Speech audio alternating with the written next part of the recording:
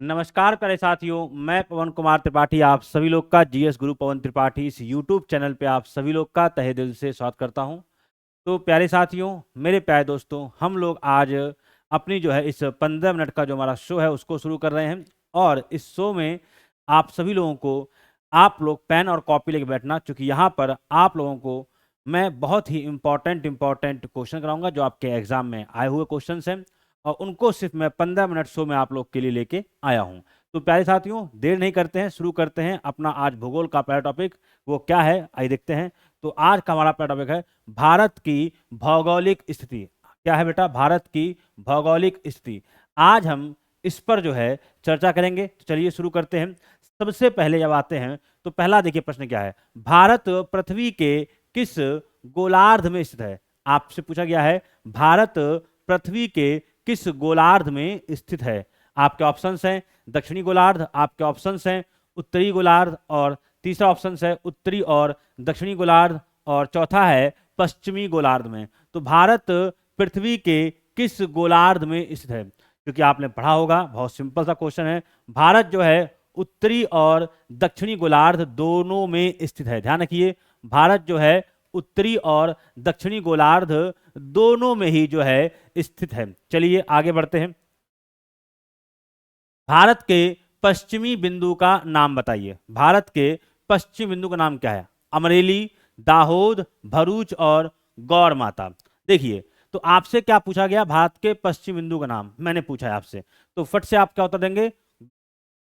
गौर माता। बेटा इसको जो है गुहार मोती भी कहते, गुहार माता भी कहते हैं। और ये कहाँ पड़ता है बेटा? तो ये आपका पड़ता है गुजरात में। ठीक है, अब यहीं पे आपसे एक बात और पूछ लेते हैं कि ये क्या मैंने पूछा? भारत के पश्चिम बिंदु।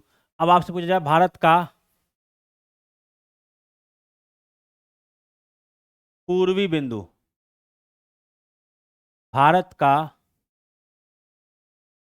पूर्वी बिंदु। तो भारत का पूर्वी बिंदु कौन सा है? किबिथु। की बी थू। ये बेटा कहाँ पड़ता है? तो ये पड़ता है अरुणाचल प्रदेश में। आपको पता होगा, नहीं पता है तो नोट कर लीजिए। ठीक है, फिर आपसे पूछा जाएगा भारत का सबसे उत्तरी बिंदु। भारत का सबसे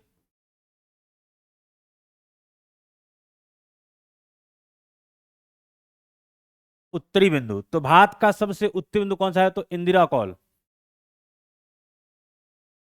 इंदिरा कॉल। भारत का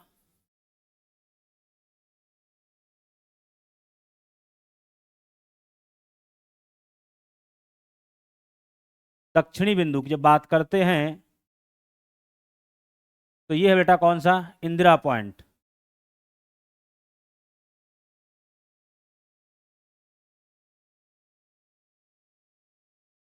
भारत का मुख्य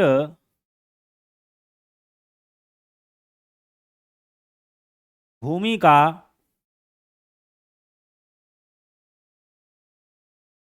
दक्षिणतम बिंदु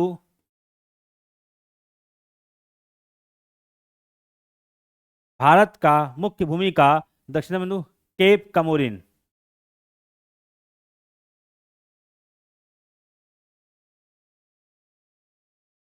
या आप कह सकते हो तो कन्याकुमारी। कन्याकुमारी। ठीक है, चलिए, तो यहां तक की बातें आप नोट कर ली। अब आते हैं अगले प्रश्न पर। अगला प्रश्न क्या कहता है कि इनमें से किस भारतीय राज्य में सूर्योदय सबसे पहले होता है? किस भारतीय राज्य में सूर्योदय सबसे पहले होता है? पश्चिम बंगाल, उड़ीसा, मेघालय और अरुणाचल प्रदेश। तो मेरे बच्चे आप जानते हो भारत में सूर्योदय सबसे पहले कहाँ होता है? तो ये आपका अरुणाचल प्रदेश होता है। अरुणाचल प्रदेश को भारत में उगते सूरज की भूमि भी कहते हैं। भारत में क्या बोलते हैं इसको? उगते सूरज की भूमि कहते हैं। ठीक है, और अगर आपसे कोई पूछा जाए विश्व के स्तर पर, तो विश्व के स्तर पर उगते सूरज की भूमि किसे कहते हैं? उगते सूरज की भूमि किसे कहा जाता है विश्व के स्तर पर? तो उगते सूरज की भूमि नाम दिया गया है मेरे प्यारे बच्चे जापान को।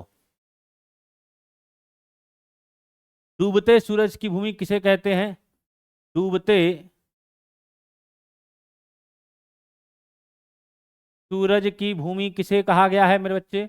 तो जब डूबते सूरज की भूमि बात करते हैं तो नॉर्वे को कहा गया है। किसे कहा गया है? तो नॉर्वे को। नोट कर लीजिए, यहीं से आपके प्रश्न बनते हैं और ये सारे प्रश्न आपके कहीं ना कहीं एग्जाम्स में आए हुए हैं।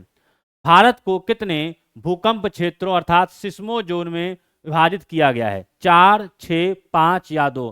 तो ध्यान रखिए, भारत को कितने? 4 क्षेत्रों में। नोट कर लीजिए कितने? तो 4 भूकंप क्षेत्रों में डिवाइड किया गया है। आगे बढ़ते हैं। भारतीय मानक समय कितने डिग्री पूर्व देशांतर के अनुरूप है?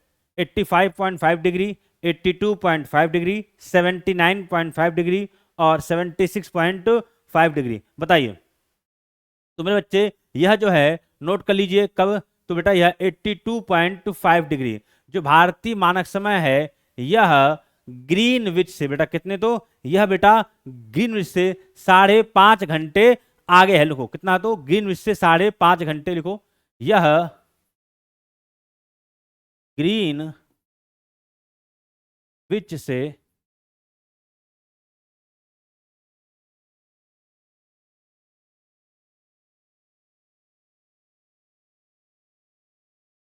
आगे है। ठीक है, चलिए आगे बढ़ते हैं। क्षेत्रफल की दृष्टि से, क्षेत्रफल के संदर्भ में विश्व का सबसे बड़े देशों में भारत किस स्थान पे है? 4, 5, 6 या 7? भारत का क्षेत्रफल की दृष्टि से कौन सा स्थान है? तो भारत, बताइए, क्षेत्रफल की दृष्टि से भारत का 7वां स्थान है। कितना स्थान है? ध्यान रखिए, क्षेत्रफल की दृष्टि से भारत का विश्व में 7वां स्थान है। चलिए आगे बढ़ते हैं। भारत किसके उत्तर में स्थित है? भारत किसके उत्तर में स्थित है? कर्क रेखा के, भूमध्य रेखा के, प्रधान मेरिडियन के या मकर रेखा के? ध्यान रखिए बेटा, भारत जो है भूमध्य रेखा के उत्तर में है। भूमध्य रेखा को आप जानते हो, इसे विषुवत रेखा भी कहते हैं। इसे जो है विषुवत रेखा भी कहा जाता है। इसे जो है विषुवत रेखा भी कहते हैं। ठीक है, चलिए आगे बढ़ते हैं। भारतीय मानक समय गणना के घंटा घर से जाती है? तो आप जानते हो भारतीय मानक समय 82.5 डिग्री। ठीक है, और ये कहाँ बेटा? तो मिर्जापुर, प्रयागराज के निकट मिर्जापुर, प्रयागराज के निकट जो मिर्जापुर है वहां से जो है इसकी गणना की जाती है। नोट कर लीजिए, बहुत ही इंपॉर्टेंट बातें हैं। चलिए आगे बढ़ते हैं। कर्क रेखा किस राज्य से होकर नहीं गुजरती है? कर्क रेखा किस राज्य से होकर नहीं गुजरती है? तो सबसे पहले आपको यह मालूम होना चाहिए कि कर्क रेखा कहां से होकर गुजरती है। तो मेरे बेटा, जो कर्क रेखा है वह भारत के 8 राज्यों से होकर, 8 राज्यों से होकर गुजरती है। 8 राज्यों से होकर गुजरती है, ये आपको पता होना चाहिए। जो कर्क रेखा है वह भारत के 8 राज्यों से गुजरती है। कौन कौन से हैं? लिखो, गुजरात, राजस्थान, मध्य प्रदेश, छत्तीसगढ़,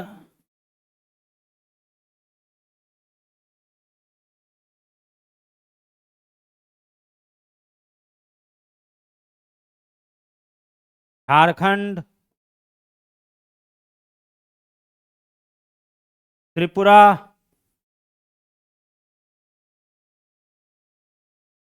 मिजोरम,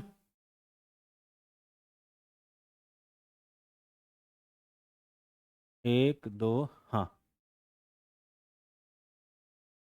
1, 2, 3, 4, 5, 6, 7, हाँ, और एक बचा वेस्ट बंगाल और पश्चिम बंगाल।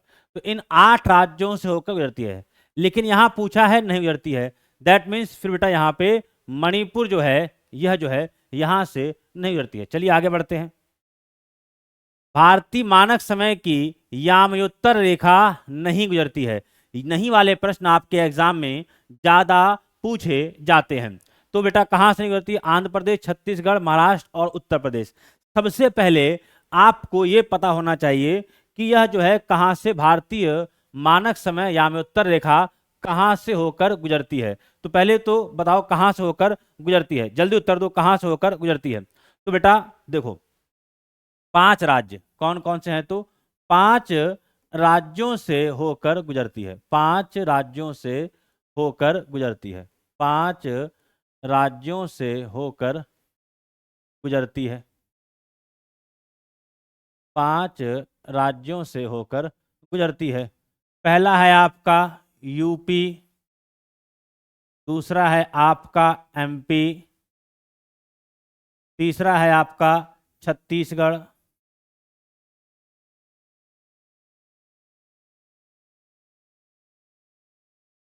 चौथा है आपका बेटा क्या? उड़ीसा,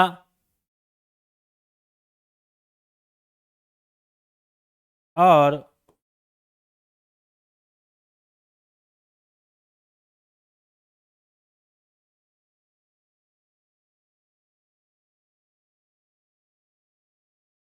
5वां है आपका आंध्र प्रदेश। तो इसमें कौन सा नहीं है? तो महाराष्ट्र नहीं है, इट मीन्स महाराष्ट्र से होकर नहीं गुजरती है। सिंपल सी बातें हैं। चलिए, निम्नलिखित में से कौन सा स्थान भारत का ग्रीनविच कहा जाता है? निम्नलिखित में से कौन सा स्थान भारत का ग्रीनविच कहा जाता है? तो ध्यान रखना बेटा, जो उज्जैन है यह बेटा इसे क्या बोलते हैं? इसे भारत का ग्रीनविच कहा जाता है। चलिए आगे बढ़ते हैं जल्दी से। अब देखिए बहुत ही प्यारा प्रश्न है, एग्जाम में आने की संभावना ज्यादा है। यदि अरुणाचल प्रदेश में तिरप में सूर्योदय 5 बजे प्रातः होता है तो गुजरात के कांडला में सूर्योदय किस समय पर होगा? तो मेरे बच्चे, अगर अरुणाचल प्रदेश में सूरज 5 बजे उगा है तो गुजरात में 2 घंटे बाद अर्थात आप जानते हो 7 बजे। कब बेटा? तो 7 बजे उगेगा। चलिए आगे बढ़ते हैं। गुजरात के सबसे पश्चिमी गांव और अरुणाचल प्रदेश के सबसे पूर्वी छोर पर स्थित वालांग के समय कितने घंटे का अंतराल होगा? जानते हैं आप लोग, जब अरुणाचल प्रदेश में सुबह 5 बजे होगा तो गुजरात में 7 बजे, अंतर कितना है? तो बेटा 2 घंटे का इसमें यहाँ पे आपको अंतराल होगा। चलिए आगे बढ़ते हैं। निम्नलिखित में से कौन सा शहर कर्क रेखा के सबसे निकट में स्थित है? जबलपुर, अहमदाबाद, उज्जैन और वाराणसी। तो कर्क रेखा के सबसे जो निकट में स्थित है वह मेरे बच्चे जबलपुर है। एक प्रश्न जो एग्जाम में आया हुआ है, कर्क रेखा पर स्थित भारत में राजधानी कौन सी है? कर्क रेखा पर स्थित, कर्क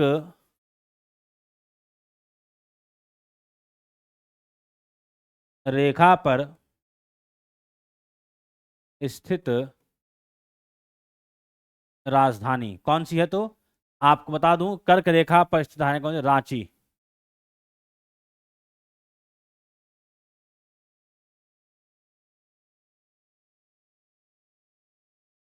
झारखंड, रांची झारखंड। ध्यान रखिए, कर्क रेखा पर जो स्थित राजधानी है वह कौन सी है? रांची झारखंड। तो ऐसे ही वीडियोस मैं आप लोगों के लिए लेके आता रहूंगा। तो आप सभी से मेरा रिक्वेस्ट है कि आप सभी लोग इस चैनल को सब्सक्राइब कर लीजिए। नाम है जीएस गुरु पवन त्रिपाठी। और आप सभी से रिक्वेस्ट है इस सेशन को अपने दोस्तों तक और जो भी लोग तैयारी कर रहे हैं वहाँ तक पहुँचाइए।